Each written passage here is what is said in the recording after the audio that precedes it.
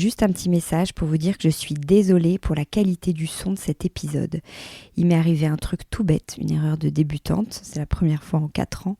Au moment de lancer l'enregistrement, j'ai pas appuyé sur le bon bouton. Il y a un bouton qui capte le son de manière globale et un autre qui met en marche les micros. Bon, moi, j'ai pas mis en marche les micros.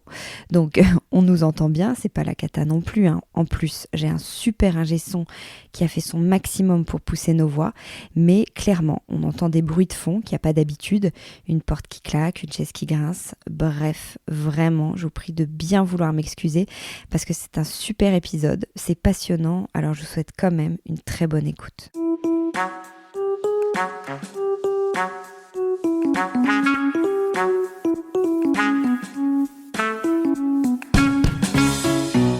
Bienvenue dans Décodeur, le podcast qui parle de celles et ceux qui font la déco aujourd'hui. Je m'appelle Hortense Leluc, je suis journaliste déco et à chaque nouvel épisode, j'invite à mon micro des pros de la déco. Ensemble, on peut parler savoir-faire, inspiration, tendance, actu, idées déco, envers du décor. Bref, on papote et on enregistre car ici, la déco, ça s'écoute. Si vous venez juste de découvrir cette émission, j'espère qu'elle vous plaira. Sachez qu'il y a déjà plus de 80 épisodes enregistrés avec de nombreuses personnalités passionnantes et plein d'autres formats aussi sur des thématiques bien précises. Pour suivre tout ça en photo, vous avez Instagram, bien sûr, @décodeur, et petite nouvelle, la newsletter. N'hésitez pas à vous abonner, à m'écrire, à partager, bref, à faire vivre ce podcast qui n'existerait pas sans votre fidélité. Allez, c'est parti. Est-ce que vous savez comment on fabrique des savons ? Et deuxième question, est-ce que vous connaissez Ciment qui justement fabrique des savons ? Si vous avez répondu non à l'une des questions, vous devez absolument tendre l'oreille car vous allez apprendre plein de choses. Ciment fabrique à la main et sur place, dans leur labo boutique de Paris et Bordeaux, des savons artisanaux qui respectent la peau et l'environnement. Le savon solide, c'est la grande mode, mais je dois avouer que je n'y connais rien du tout. Par contre, je sais quand même reconnaître que leurs collections sont hyper jolies, graphiques. Et attention, je vais spoiler, mais le nom de Ciment a été choisi rapport au carreau de ciment. Petit lien avec la déco. Allez, on écoute Solène et Jérémy, les fondateurs. Bonjour Solène, bonjour Jérémy. Bonjour. Bonjour. Alors, on est d'accord que ce sont de mini carreaux de ciment ? Alors, ce sont des savons qui reprennent les motifs des carreaux de ciment. Et en effet, on s'est inspiré des motifs traditionnels. Et puis, on en a aussi inventé des inédits. Mais toujours en respectant l'idée que si on en mettait plein les uns à côté des autres, on obtiendrait une mosaïque. Et qu'en changeant la disposition, en changeant le galpinage, on obtiendrait un autre motif. Et c'est ça qui est super rigolo à inventer. Alors, on va commencer, on va dans le dur tout de suite. Comment on fabrique un savon ? Par exemple, si on commence, quelles sont les matières premières ? Quel est l'ingrédient principal d'un savon ? Pour faire un savon, il faut mélanger 2 produits, de l'huile et de la lessive de soude. La soude vient manger l'huile, va créer une réaction chimique, va créer une huile saponifiée. Cette huile saponifiée, on appelle ça du savon. Pour l'instant, j'explique ça très simplement. Et ensuite, il y a 1 milliard de nuances là-dedans pour faire du bon comme du mauvais savon.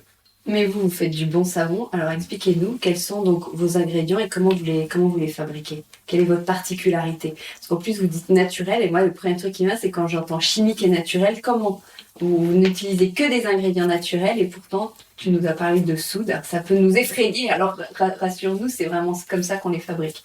C'est vraiment comme ça qu'on les fabrique, mais on peut faire des réactions chimiques avec des produits naturels comme on fait du pain, un gâteau, il se passe pas mal de réactions. Non, effectivement, nous, nos huiles sont biologiques, c'est des huiles végétales évidemment, et encore une fois, ce mélange-là crée d'une huile saponifiée qu'on appelle savon et de la glycérine. Et donc il y a plusieurs techniques dans le savon. Pour faire simple, on a du savon saponifié à chaud, et du savon saponifié à froid. Nous, on fait à froid, et à froid veut dire qu'on laisse sécher pendant 1 mois le savon pour que la glycérine puisse être coincée dans le pain de savon et qu'on ait de la glycérine quand on se lave avec un savon. Et la glycérine, ça hydrate la peau, donc ça fait attention à la peau. Et alors, comment on les fabrique ensuite, si on grossièrement, parce que j'imagine que c'est un peu technique, quelles sont les grandes étapes pour fabriquer un savon avec ces différents ingrédients ? Alors, la première étape, ça va être de sourcer les ingrédients qu'on a envie d'utiliser.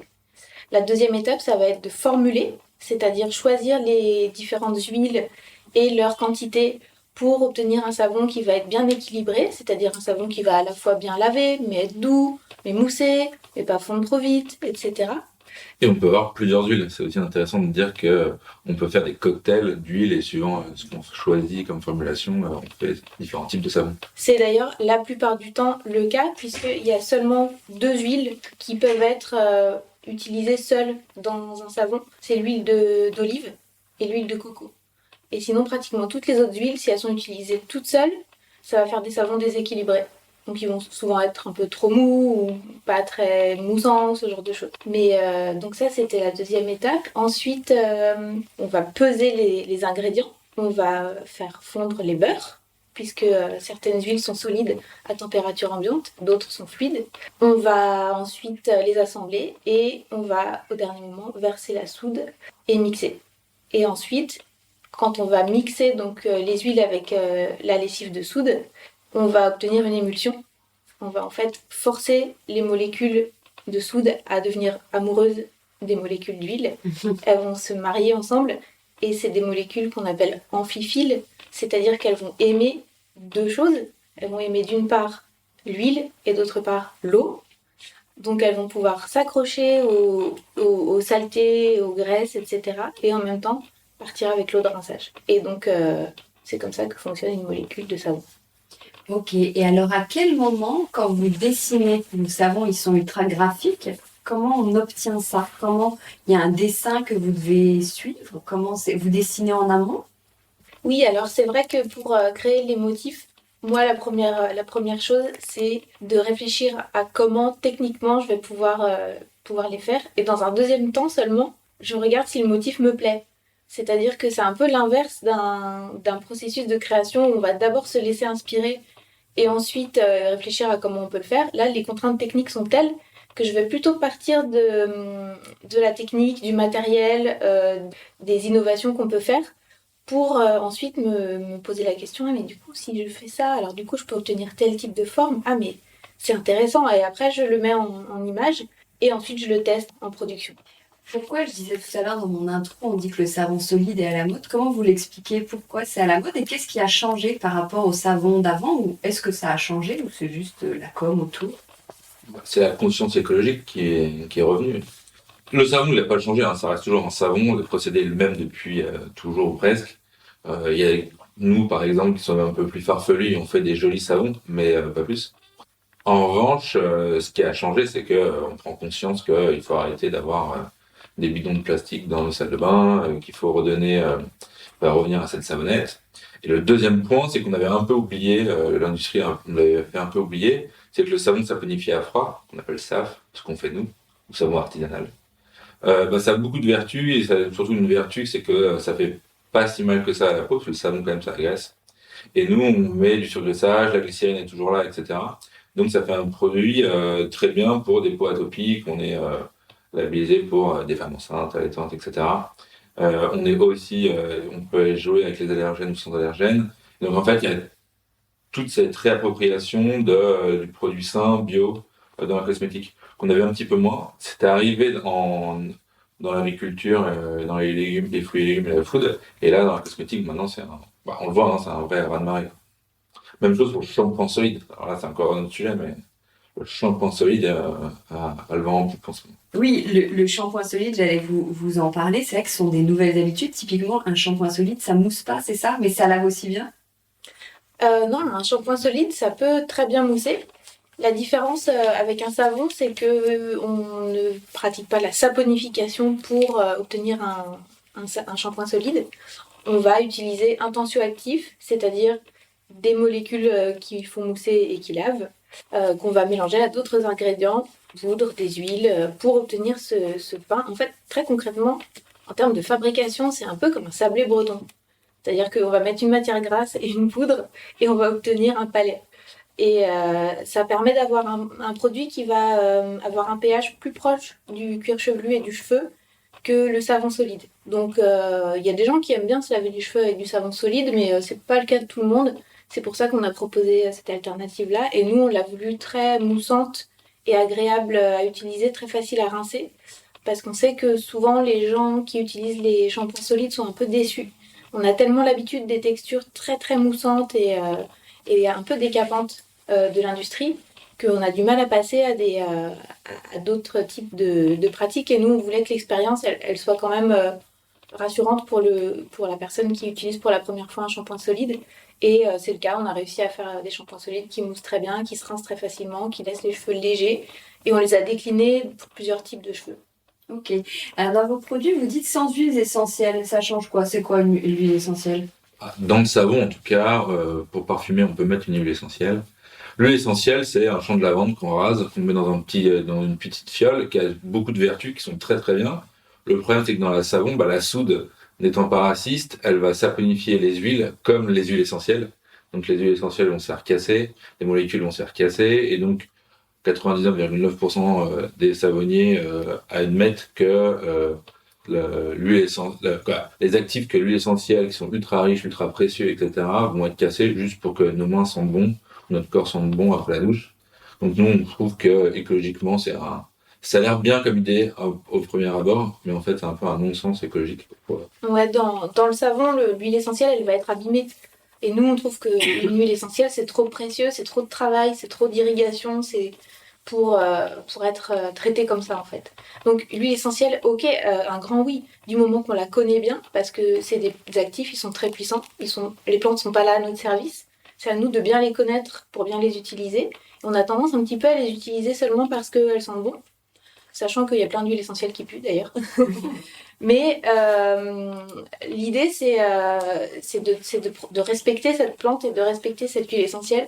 Et donc, à notre sens, dans un savon où la soude va réorganiser toutes les molécules organiques, c'est vraiment pas la peine. Ok. Alors, où est-ce que vous fabriquez dans vos ateliers? C'est une production en circuit très très court, je crois. Oui, on a nos labos de fabrication qui sont sur place, là où on a aussi nos boutiques. Donc ça permet d'avoir une très bonne maîtrise de la production. On sait exactement tout ce qui se passe à chaque heure de la journée et de pouvoir proposer nos produits directement aux gens là où on les a fabriqués. Et le point de vue marketing te dira que c'est au 100 avenue Parmentier, dans le 11e à Paris, et au 40 rue Sainte-Colombe à Bordeaux. Ça reste quand même des choix un peu stratégiques de garder les boutiques dans l'ultra-centre. Il y a un peu ce côté pâtissier haut de gamme où on voit fabriquer les produits sur place et vendus sur place. Donc nous on contrôle la fabrication de A à Z. On réceptionne les matières premières, on fabrique les savons, on les emballe et on les vend, tout au même endroit. Et tout à la main. Tout à la main. Complètement artisanal. Oui. Et vous avez une vraie, on en parlait tout à l'heure, volonté du respect de l'environnement. Les ingrédients sont naturels, sourcés, les packaging minimalistes, c'est une vraie volonté? C'est un peu difficile d'essayer de combattre le plastique si après derrière on fait des packaging à tout va. Donc effectivement, c'est imprimé en France ou à Paris, les étiquettes pour la plupart. On essaie de minimiser le maximum, c'est que du papier recyclable, etc. Donc, c'est des choses qui sont assez simples. C'est pas la peine ça me paraît naturel, en fait, je pense que maintenant, c'est même plus un sujet de savoir si notre packaging il est clean ou pas, quoi. Mais à la fois, ça demande un effort, parce que ça a l'air de rien comme ça, mais à plein de moments de la production, on se dit « Ah, c'est pour ça que tout le monde le fait en plastique, en fait ». Et nous, on choisit quand même de rester droit dans nos bottes et d'avoir des toutes petites surfaces, par exemple, de communication sur nos produits, puisque la surface d'emballage est très petite. Et nous, on a voulu que ce soit le produit lui-même qui soit joli, coloré et déco. Mais en effet, quand on voit tout ce qu'il faut écrire sur une étiquette, et tout ce qu'on pourrait mettre en com et en marketing sur un bidon en plastique, on se dit « Ah oui, on comprend mieux pourquoi depuis des années tout le monde utilise plein de plastique ». Mais nous, on fait l'effort de ne pas le faire. Oui. Et quel genre de métier se cache dans le labo? Vous, et vous, en fait, vous avez dû l'apprendre, ce métier?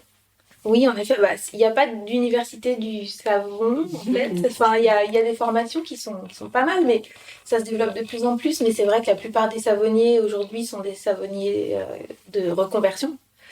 Et c'est un métier. Savonnier, c'est un métier. C'est un métier. C'est un métier dans la mesure où on fabrique du savon et on se paye avec cette activité. Donc à partir de là, j'estime que c'est un métier, c'est un savoir-faire, mais c'est souvent un savoir-faire par l'expérience. On apprend en faisant et bien sûr, après, il y a toute la partie réglementaires, etc. Où ça, on est obligé de se former parce que on est soumis aux mêmes contraintes réglementaires que n'importe quelle industrie de la cosmétique en Europe, les plus grandes comme les plus petites.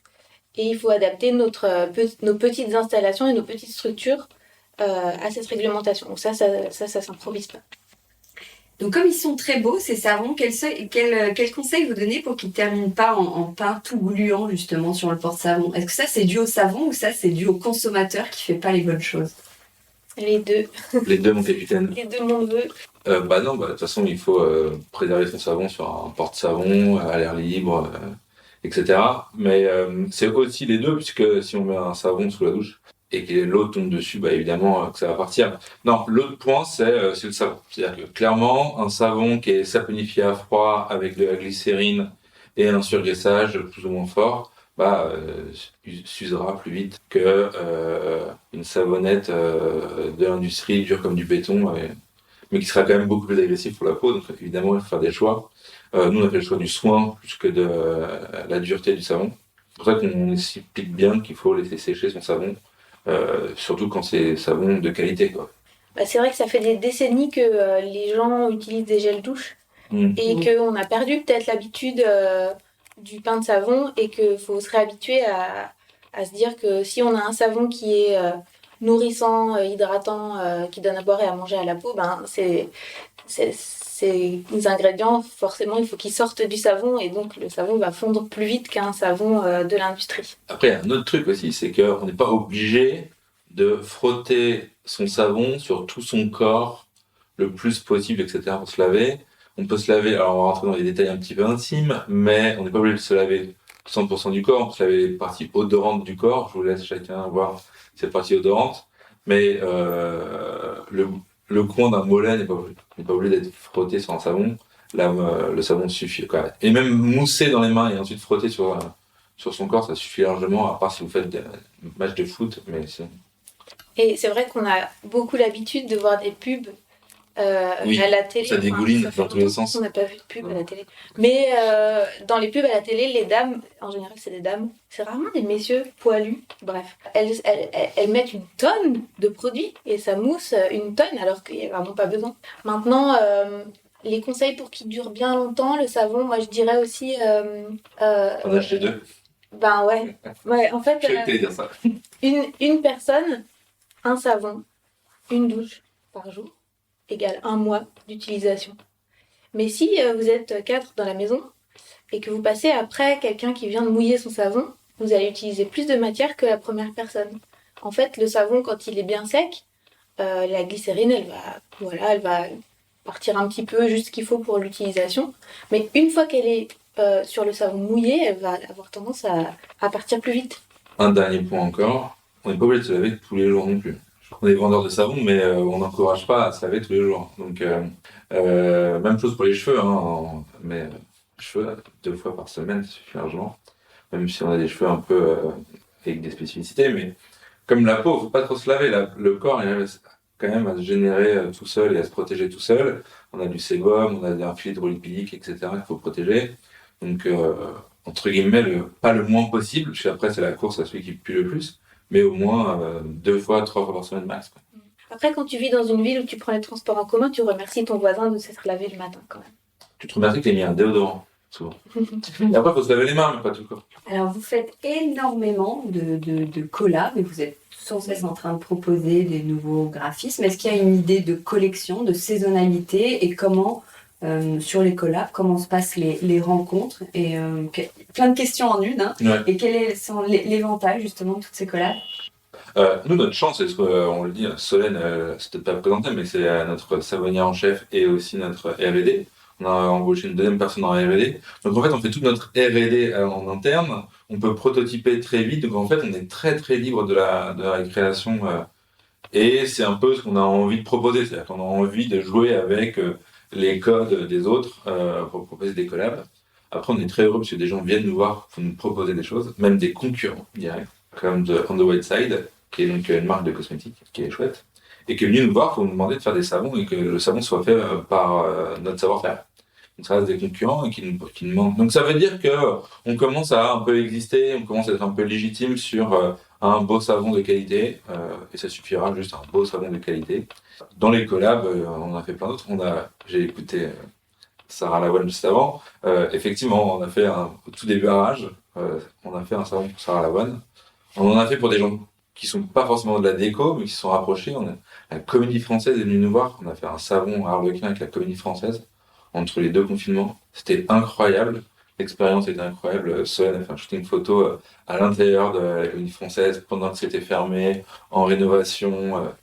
Pour vous expliquer, elle a piqué un costume d'Arlequin avec les costumières, etc. Et donc ça, en fait, l'univers il est incroyable et on joue avec, et ces formes géométriques permettent d'exister dans beaucoup d'autres univers que les nôtres. Et puis nous, évidemment, on va pas se mentir, ça nous fait aussi nous faire connaître notre savoir-faire. Plus on parle et plus on fait des savons solides avec des motifs, plus on explique aux gens que c'est cool d'avoir un savon solide chez soi, et ça peut être déco. Donc on est très friand de ce truc-là. Et on est très friand aussi parce que, encore une fois, je vais être Solène, mais en R&D, elle se régale de créer des calpinages avec des motifs et des couleurs, des choix, des parfums. Oui, oui, en effet, quand on a des gens qui viennent nous voir et qui partagent leurs idées, en général, ça marche quand même pas mal au coup de cœur. On a des partenaires qui viennent nous voir dont on aime aussi l'univers et le travail. La Comédie Française, par exemple, oui, c'était la régalade. J'ai même pu entamer une carrière de mannequin. Bah ouais.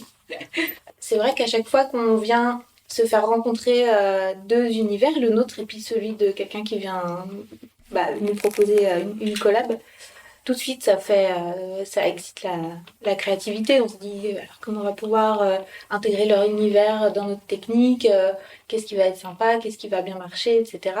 Et ça démultiplie les idées, les envies. Et on voit qu'on est un peu sans limite, peut-être un peu too much, mais on sent qu'on peut encore faire beaucoup de choses avec beaucoup d'autres. Donc là, on a fait aussi avec la ville de Paris qui nous a proposé de réfléchir autour de la fête sur le bord de Seine, etc. Donc on a fait des savons pique-nique, guinguette, bal du 14 juillet qui sont très chouettes. En fait, on s'imagine dans d'autres musées peut-être hors de France, on s'imagine dans plein d'autres univers avec lesquels on peut jouer sur ces motifs. Je passe un message au château de Versailles. Non, mais je trouve ça intéressant ce que tu dis quand tu dis on est sans limite. Moi, je pense qu'on a énormément de limites, Oui. on a énormément de contraintes. Et moi, c'est ça que je trouve hyper intéressant. Détourner justement les difficultés, les contourner, trouver des solutions, c'est des défis hyper intéressants. Et en général, c'est ça qui génère de nouvelles idées, qui fait grandir la créativité. Vous en avez fait un aussi pour Octobre Rose. Il y en a un pour la Saint-Valentin. Donc toi, tu as une démarche créative de te dire j'ai cet univers-là, comment je le retranscris? Parce que ton savon, c'est toujours le même. C'est un petit carré de quoi? 10, je sais même pas, non? 7 7 par 7. 7 par 7. Donc oui, tu as cette contrainte-là. Oui, c'est ça. Et en fait, c'est fou tout ce qu'on peut faire sur un carré de 7 par 7. Et en effet, donc on parlait des collabs, mais on a aussi les savons qu'on crée, nous, à notre propre initiative. Tu parlais de saisonnalité, et en effet, nous, ça faisait plusieurs années qu'on avait très envie de faire ce savon Boobs pour Octobre Rose. Et cette année, on a réussi à le sortir, et ça a été un carton plein. On est hyper contents. Les gens nous ont vraiment suivis là-dessus. Et ensuite, dans l'année, c'est vrai qu'il y a des rendez-vous un peu incontournables. Donc la Saint-Valentin, on n'en dira pas plus, mais peut-être que ça va être un savon sur le thème de l'amour. Voire même du cœur. J'ai vu sur le site, vous parlez de Yuka. Alors moi, je n'y connais rien en cosmétique. Je l'ai fait un peu au supermarché, mais ça m'est passé. Les gens regardent Yuka, c'est une valeur aujourd'hui? Je pense que les gens regardent un peu moins Yuka qu'avant. Mais Yuka a fait bouger le marché et surtout a forcé les marques à se positionner face à un jugement qui aujourd'hui s'appelle Yuka ou Clean Beauty. Il y en a d'autres dans la beauté, il n'y a pas que Yuka, mais c'est quand même encore celui qui est le plus reconnu. Donc c'est bien de dire à quel niveau on se trouve sur un Yuka. Dans notre cas, on est soit 95, soit 100%. Donc on est ouvert. Et on a besoin d'être rassuré. Parce qu'en fait, il y a beaucoup de petites marques, de marques tout court d'ailleurs, de cosmétiques et de savons qui arrivent. Et il y a à boire et à manger. dont des gens qui ne fabriquent pas, et c'est pas grave, hein, ils peuvent faire aussi des bons produits. Et donc en fait, on commence à revenir dans le doute. Au début, je trouve que nous, en tant que consommateurs, on avalait un peu toutes les nouvelles marques qui arrivaient, puis on se rendait compte qu'en fait, c'était pas si clean que ça, pas si bien que ça, etc. Et donc, mieux vaut avoir des labels. Nous, on a des labels bio, etc. Et les chartes sont ultra difficiles. Donc, quand on entend un savon naturel, ça ne veut rien dire. Quand le savon, c'est écrit un savon bio, ça veut dire qu'il a répondu à une charte bio. Et c'est difficile de dire qu'un savon est bio. C'est du boulot. Et même chose sur Yuka, quoi. Yuka existe vraiment et est là pour orienter vraiment. Et ça marche, ça fonctionne, quoi. Alors, on parlait des ateliers tout à l'heure. Vous faites des ateliers au sein des labos, vos labos boutiques, pour apprendre à fabriquer son savon. Donc, c'est juste une activité que vous proposez ou en vrai, on peut faire son savon après chez soi? Pas du tout. Si, complètement. En fait, pendant les ateliers, on propose aux gens l'expérience de fabriquer un savon avec nous, ce qui est déjà très cool. Et ensuite, et rigolo. En plus, en général, les gens qui viennent, je sais pas pourquoi, ils sont tous sympas. Donc, du coup, c'est un moment très chouette à partager. Et en plus, on montre aussi aux gens que une fois qu'on a compris les grands principes et certaines règles incontournables pour faire du savon, il est tout à fait possible de le refaire à la maison. Donc, c'est quelque chose d'accessible. Maintenant, ça montre aussi aux gens que faire des savons comme les nôtres, là, c'est une autre paire de manches. J'allais dire la même chose. J'allais dire que c'est facile de faire un savon, c'est toute une vie pour faire des savons aussi beaux que les nôtres. Mais non, c'est vrai que le savon, c'est pas difficile à fabriquer, hein, vraiment, et à le faire chez soi, pour ceux qui le souhaitent. Donc on partage. Nous, ça y est, on a passé la barre, je crois, des 1200 élèves. Donc on a fait passer... 2000, Jérémy. 2000, pardon, je me suis trompé d'un chiffre. Donc on a passé des grandes barres, en tout cas. On est assez impressionnés par le succès aussi. Les gens veulent apprendre, veulent découvrir, veulent comprendre. En fait, le savon, c'est vrai, on ne connaît pas grand-chose. Et nos ateliers sont pleins de chez plein. À une époque, on avait des listes d'attente, quoi. C'était assez fou. Et maintenant, il y a aussi toute une histoire un peu d'y aller en équipe. Avant, au démarrage, c'était vraiment des personnes qui voulaient apprendre à faire du savon. Puis après, il y avait un peu des curieux. Et maintenant, c'est des gens qui viennent aussi pour passer un bon moment. Ils viennent à 2, 3, 4 potes, copines, et c'est encore une fois la rigolade. Donc, en faisant du savon et la soude, c'est dangereux, on arrive quand même à bien rigoler. Et les ateliers, ça nous permet aussi de rencontrer les gens, de savoir ce qu'ils en pensent. Ils regardent avec leurs yeux et leur nez notre parfum et nos motifs. Ça nous permet de faire un petit benchmark facile. T'as dit la soupe c'est dangereux et c'est vrai qu'on n'en a pas parlé jusqu'à présent. C'est que la plupart des gens qui voudraient faire du savon à la maison, ils peuvent avoir un peu peur de manipuler cet ingrédient. Et nous, dans les ateliers, on vient les rassurer, on vient leur expliquer que ça va, c'est à partir du moment où on prend les bonnes précautions, c'est tout à fait accessible. Ok. Alors, tous les deux, vous n'êtes pas savonniers. Comment vous est venue l'idée quand même de créer cette marque? Vous avez 2 heures pour faire pas en 2 heures. Dans une ancienne vie, on s'est connus avec Solène. Moi, j'avais une marque de tricot, de bonnets et d'écharpes tricotées par des grands-mères. Solène avait... Moi, j'avais un gang de tricoteuses qu'on faisait du tricot en installation artistique et en street art. Et des apéros tricot, où on picolait en faisant du tricot dans les bars. À une époque où le tricot n'était pas très tendance, la mode est arrivée après. Je savais pas que c'est nous. J'espère qu'on a contribué. Et après, nos vies se sont écartées. Et le hasard a fait que Solène faisait du savon et des ateliers de savon chez elle, pour la rigolade et aussi pour son fils. Et moi, je voulais réapprendre à faire des motifs dans plusieurs artisanats. Bref, j'ai commencé par la céramique, comme tout le monde. Et pas comme tout le monde. Mon deuxième artisanat, c'était le savon. Je voulais savoir qui pouvait le faire. Solène donnait un atelier. J'y suis allé avec 2 copains. On a fait ça. Ça devait être en 2017 ou 2016, je sais plus. 2017. C'était il y a longtemps. Et en fait, je dis, oh là, c'est très intéressant. Le savon, c'est ultra désuet. Et en fait, on pourrait faire quelque chose de vraiment chouette. Je l'avais déjà fait un petit peu avec le tricot. Et donc, on s'est revu une deuxième fois avec Solène. Et je crois qu'à partir de la 3e fois, on s'est dit, c'était assez rapide, hein, de se dire, attends, il y a un truc à faire. Est-ce que tu veux pas qu'on monte une boîte ensemble? Pour le coup, moi, j'avais déjà monté d'autres boîtes. Donc, j'étais un peu plus OK sur l'entrepreneuriat, ce que ça implique. Solène un petit peu moins, et c'était quand même 2 sauts dans l'inconnu, et on s'est quand même bien entendu. Et après, il faut quand même pas se voiler la face. Le jour où on a sorti notre savon, le premier jour, ça s'est bien passé.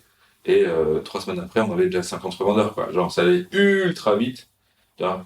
Ça allait ultra vite avec beaucoup de chance, avec des bons graphistes, comme toujours. Il faut avoir le bon graphiste, la bonne RP, il faut avoir le bon réseau, la bonne influenceuse, le bon influenceur. On connaît l'ancien journaliste, on connaît tout ce petit truc-là qui fait que l'accélération du démarrage juste explose. À notre échelle, encore une fois. Mais, euh, mais à notre échelle, ça suffit largement pour exploser, pour pouvoir rentrer dans une dynamique d'entreprise aujourd'hui on est 14, quoi. Donc on est quand même assez fiers d'être 14, c'est pas rien. Et voilà, comme ça, rencontré.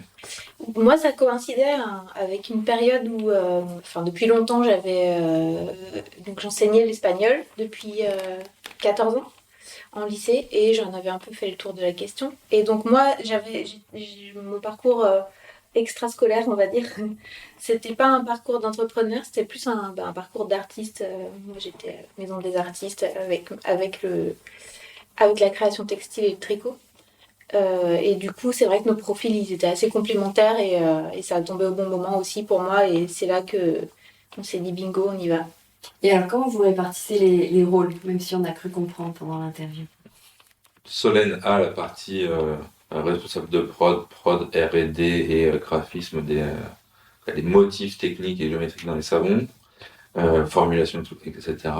Grosso modo, j'ai le reste, c'est-à-dire marketing, commercial, admin, finance, tout ce qui est chiant en fait.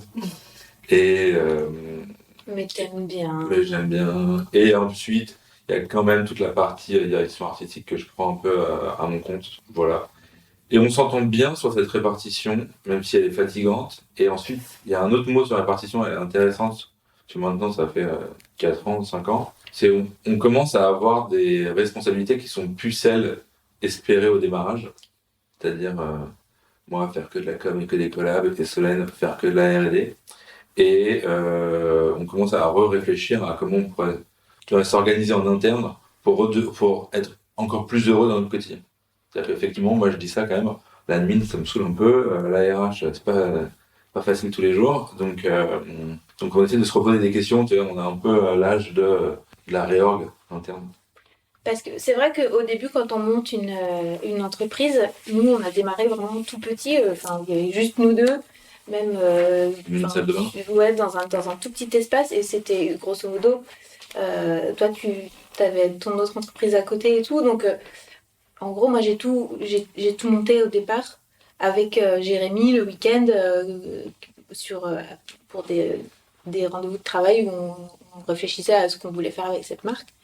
Mais toutes les casquettes étaient sur nos deux têtes. Et petit à petit, au bout, le travail prenant de l'ampleur, en fait, on se rend compte qu'on prend à sa charge plutôt les choses que personne d'autre n'a envie de faire.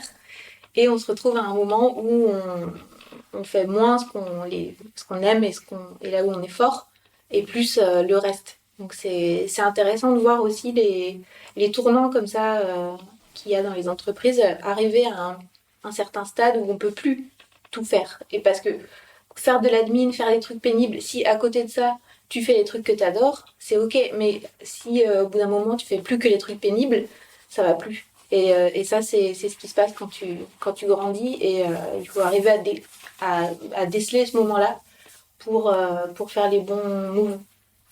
Est-ce que dès 7h du matin, vous travaillez si vous l'avez avec vos savons ou justement vous avez d'autres produits chez vous pour décrocher parce que sinon vous y pensez tout le temps? Moi, je pioche chez la concurrence, chez les collègues. Dans les deux.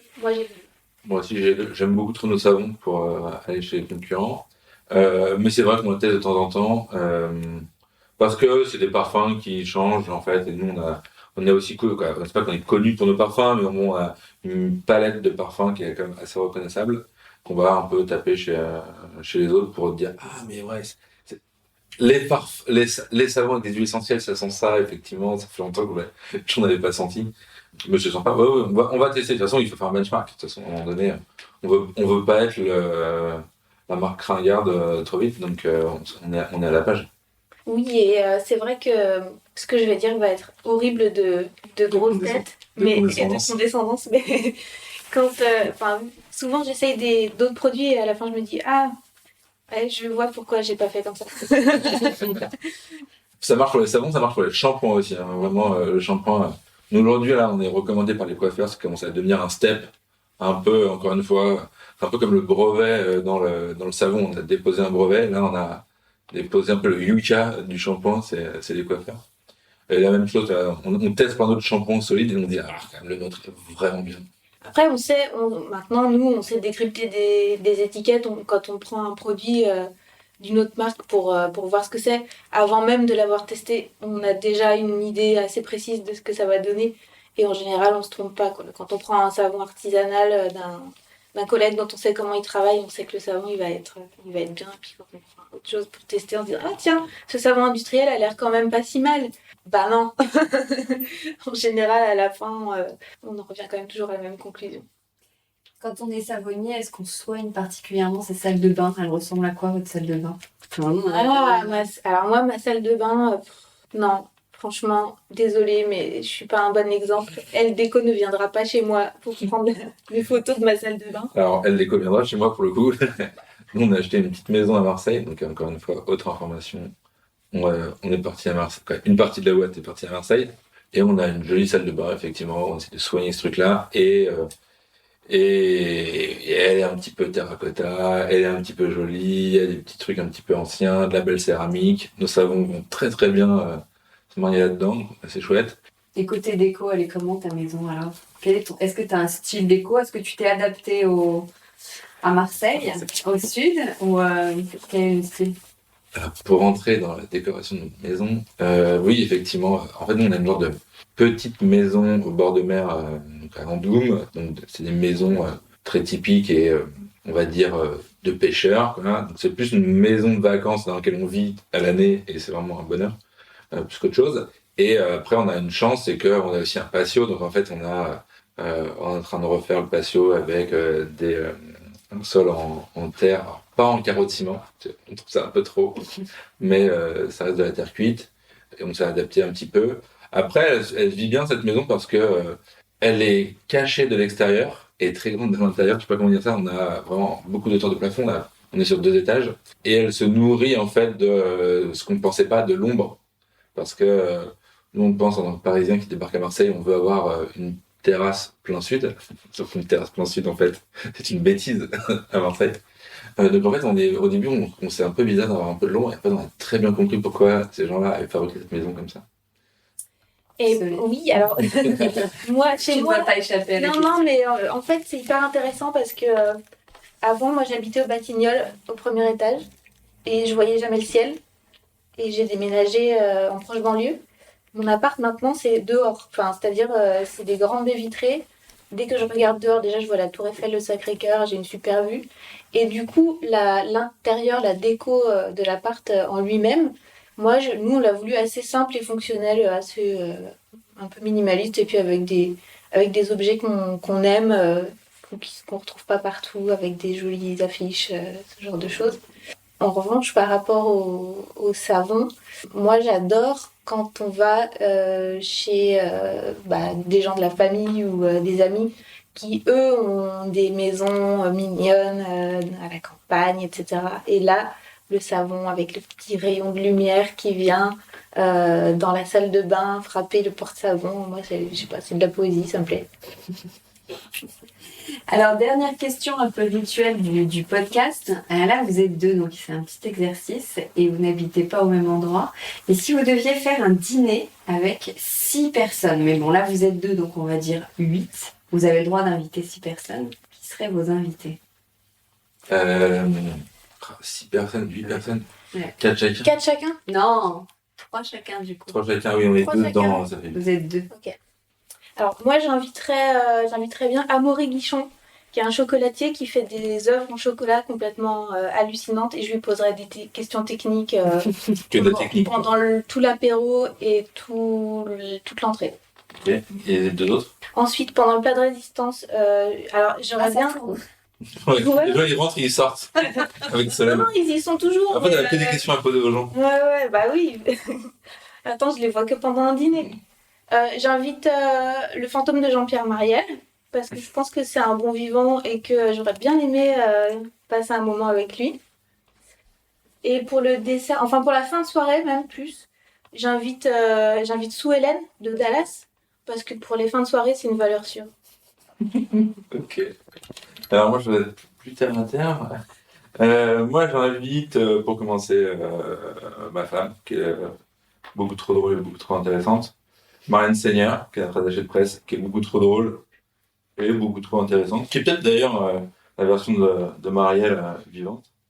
Et la troisième personne, c'est, je pense, un pêcheur ou un plongeur à Marseille, un peu une vieille personne des Gouttes qui va nous raconter des histoires du Sud que je découvre moi de plus en plus et que je trouve toujours aussi incroyable.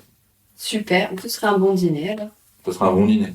Un beau dîner, un bon On dîner. aurait du chocolat. On aura du chocolat pour le désert. Et Jean-Pierre prendrait pas trop de place, ouais.